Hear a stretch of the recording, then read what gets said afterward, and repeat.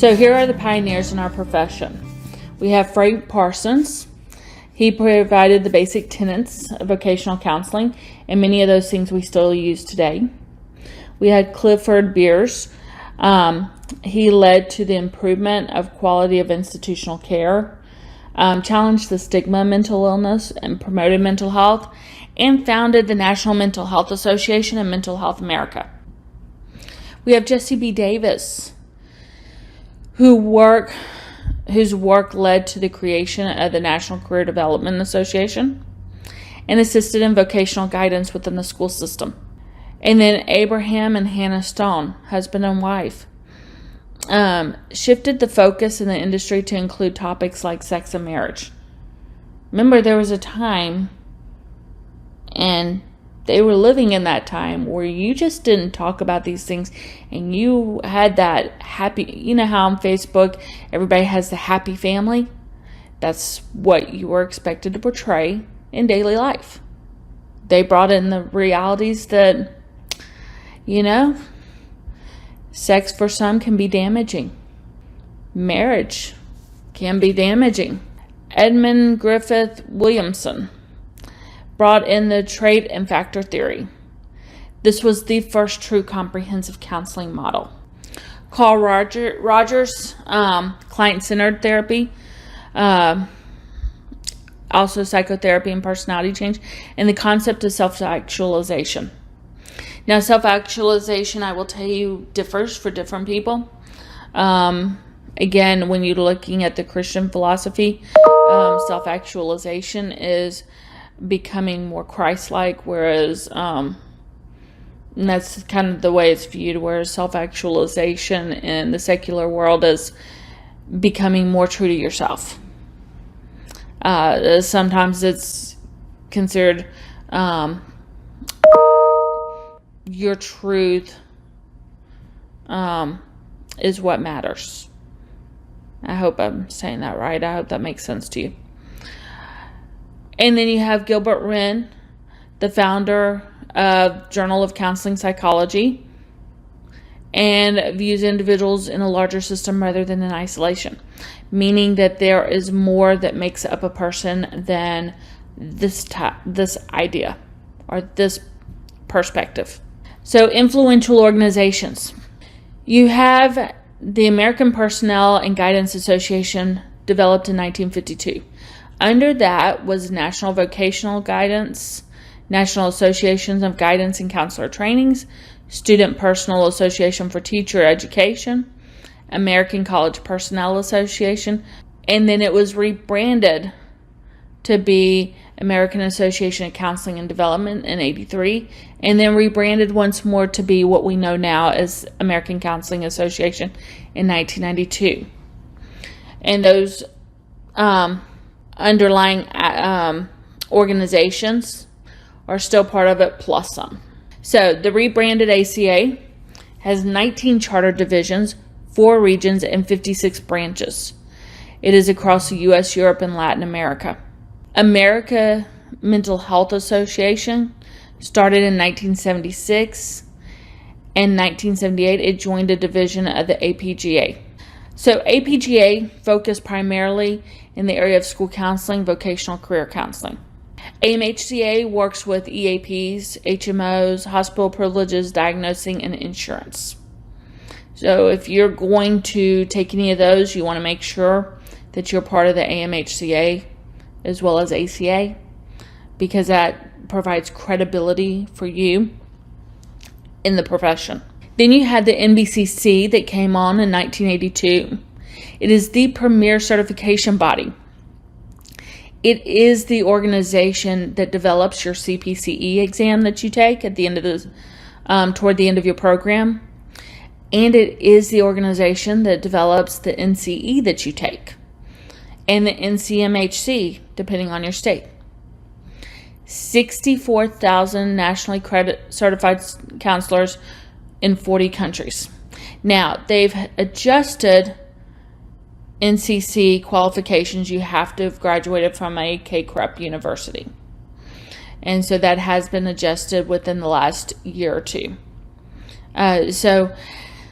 Unfortunately, because we're not CACREP, you're not able to get the NCC certification. However, my understanding is that if we, or when we do get CACREP certified, you would be grandfathered into that. But NBCC would make the final call. You can get clinical mental health counselor certification, master's addiction counselor certification, or school counselor certification. And again, that just furthers your credibility out there. CSI was developed in 1985. It is an international honor society. They look at your GPA and service. There are over 120,000 initiated members. It is a journal. They have a Journal of Counselor Leadership and Advocacy. HBU, again, does not currently have a chapter because we are not CACREP certified. But the day we do, if you become interested, please let me know.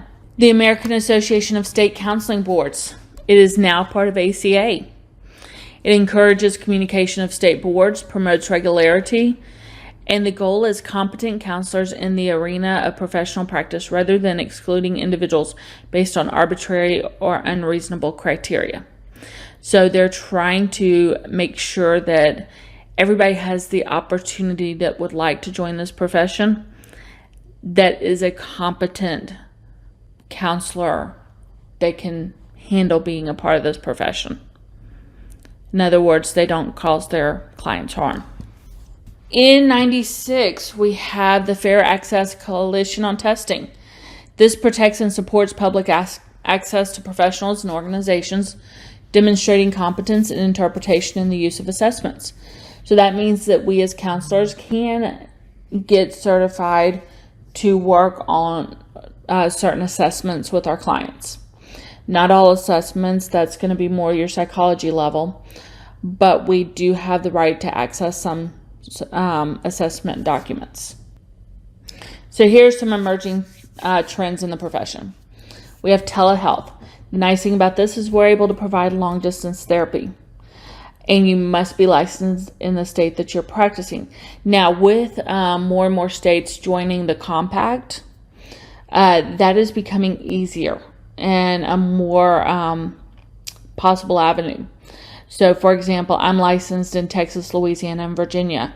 So I can practice and I can be sitting in my home in Texas and counseling somebody in Virginia or Louisiana. Now, because these states have not yet joined the compact, then I'm stuck to just these 3 states. However, if these states do join the compact, then I have the ability to counsel anywhere in the U.S. There's mobile health apps. And this gives us the ability that, when a client is struggling, we can give them homework through the health app and correspond. Some of them allow us the opportunity to monitor progress.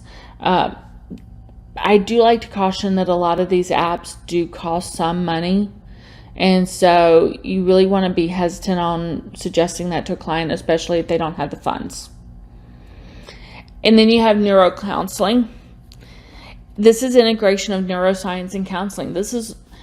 I heard a psychologist or psychiatrist speak one day, and he was speaking on the idea that if you go into a medical doctor and you say, my chest is hurting, I'm feeling tightness in my chest, well, then they're going to see if there's anything wrong with your heart, right? And they're going to look for those underlying issues scientifically. Well, a lot of times we have clients that come into our office and they say, I'm in pain, or I'm struggling with this. And we will sometimes deal with the surface level issue, but we won't get underneath the issue. And so neurocounseling is bringing in the idea of neuroscience, how brain and body work to connect with soul and mind. Positive psychology, what makes life worth living? And the goal here is to create positive outcomes for clients. Purpose. We all like to know what purpose we have here on earth. And then holistic wellness, counseling, it's evaluating the entire human experience when treatment planning. So the biopsychosocial spiritual aspects, the invisible self surrounded by creative, coping, socially essential, and physical self. What makes the person them from all areas. And then finally, the spirituality, connecting people to greater power. Now, with this, you cannot force your beliefs onto your client.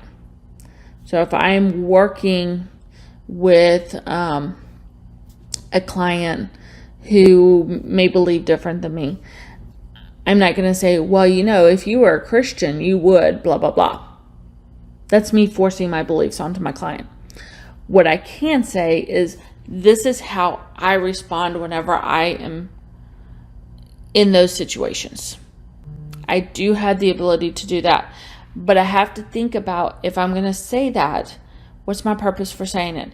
Is my purpose for saying it to help give them a bridge to get started on point A to point B? Or is my purpose of saying that to force my beliefs onto them?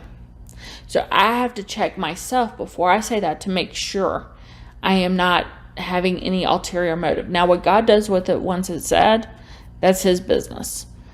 But that's the thing that we have to remember. We cannot force our beliefs onto other people. Social justice is promote equality among all members of society. And again, we talked about this prior and discussed social justice versus biblical justice. And so I highly recommend looking at both of those and seeing where you fall on that. And then finally, mindfulness, a way of focusing on what is happening in the present and noticing how the client experiences it in the moment. Being able to be in the moment, sitting with those negative, not nice feelings in order to process through what you're thinking and feeling.